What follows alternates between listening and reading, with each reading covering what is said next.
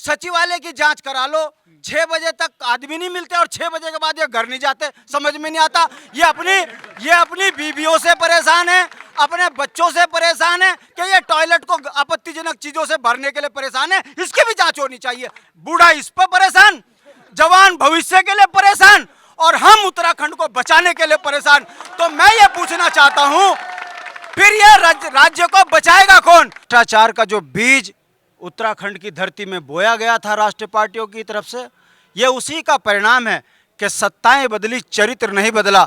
अब आज ये वट वृक्ष बन चुका है भ्रष्टाचार, और उसकी एक शाखा को आज यूकेएसएससी आप कह सकते हो, उस शाखा में भ्रष्टाचार पकड़ा गया है और जनता का दबाव था, शायद उस पर कार्रवाई भी हो रही है। दुख की बात यह है 21 पकड़े गए, नेता कोई नहीं पकड़ा जा रहा है।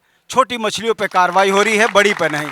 हमारा ये कहना है कि ये इस राज्य का अभी दुर्भाग्य नहीं हुआ है, जड़ से उखाड़ कर फेंकने की जरूरत है। मैं आपको याद दिलाना चाहता हूं, ये तीसरी पीढ़ी है जो आज अपने रोजगार के लिए सड़कों पे आंदोलन कर रही है। एक पीढ़ी जिसने उत्तराखंड आंदोलन में अपना जीवन बर्बाद कर दिया, बेरोजगार हो गए। दूसरी पीढ़ी इन भ्रष्टाचारियों के कारण बेरोजगार हो गई।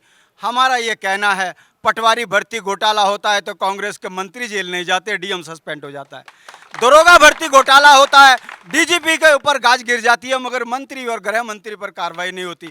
उसी तरीके से अगर ये शिक्षा की भर्ती का घोटाला हो रहा है और अगर यूकेएसएससी की भर्ती का घोटाला हो रहा है, मंत्री पे कार्रवाई नहीं हो रही है। छोटे छोटे बेचारे तितैयों को, मछलियों को पकड़ के कार्रवाई दिखाकर जिस तरीके की युवा ओजस्वी, तेजस्वी जनता की आंख में धूल झोंकने का काम कर रहे हैं, अब इससे काम चलने वाला नहीं है। मेरा यह स्पष्ट कहना है, जांच किसी की बैठा दीजिए, जब तक 2 बड़े मगरमच्छ उत्तराखंड की छाती पे बैठे रहेंगे, बड़े चोरों पे कार्रवाई नहीं होगी। और ये जितने पकड़े गए, ये हाईकोर्ट से एक पैरवी में बरी होते हुए दिखेंगे। ये दुर्भाग्य पिछले 22 वर्षों से हम देखते हुए आ रहे हैं।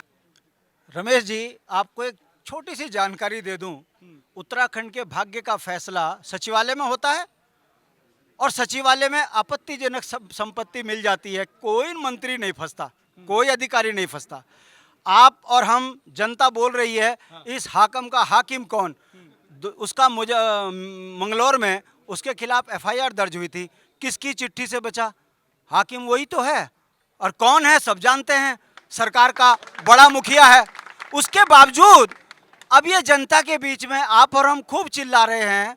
मैं फिर कह रहा हूं, जब कोई भ्रष्टाचार का यहाँ कोई कानून ही नहीं है, कौन पकड़ेगा? देश में तो कानून है ना, प्रिवेंशन ऑफ करप्शन एक्ट इस देश में लागू है साहब, ऐसा थोड़ा है। 22 साल आपने, वो यहाँ लागू नहीं हुआ तो आप देखिए। इस राज्य को 22 साल होते हुए आपने भी देखा, इस जवानी को, जवानी से पहले बूढ़े होते हुए भी आपने देखा, तमाम भर्तियों पे घोटाले आपने देखा, मगर मूंगफली बेचने वाला विधायक कब करोड़पति बन गया, उसकी संपत्ति की जांच नहीं हो रही। अगर आपने जैसी सरकार के खिलाफ किया, आपके पीछे सारे पड़ जा रहे। मैं एक राज्य आंदोलन से निकला हुआ आदमी हूं, मेरी जांच हो रही है, भाई मेरे पे क्या मिलेगा? जब मिल कुछ नहीं रहा तो शर्म आ रही उनको। मैं ये कह रहा हूं कि जब विधानसभा के अंदर मुख्यमंत्री नौटंकी के तहत ये कहता है कि सब अपनी संपत्ति का ब्यौरा दो, सबसे ज्यादा ना देने वाले भाजपा के भ्रष्ट बेईमान नेता हैं, तो भाई मुझे शक क्यों हो रहा है? पटवारी भर्ती पे भी बच रहे नेता, सचिवालय की जांच करा लो, 6 बजे तक आदमी नहीं मिलते और 6 बजे के बाद ये घर नहीं जाते, समझ में नहीं आता। ये अपनी बीवियों से परेशान है, अपने बच्चों से परेशान है कि ये टॉयलेट को आपत्तिजनक चीजों से भरने के लिए परेशान है, इसकी भी जांच होनी चाहिए। मेरे को तो आज तक नहीं दिखी। ये बात मैं आपके सामने इसलिए बोल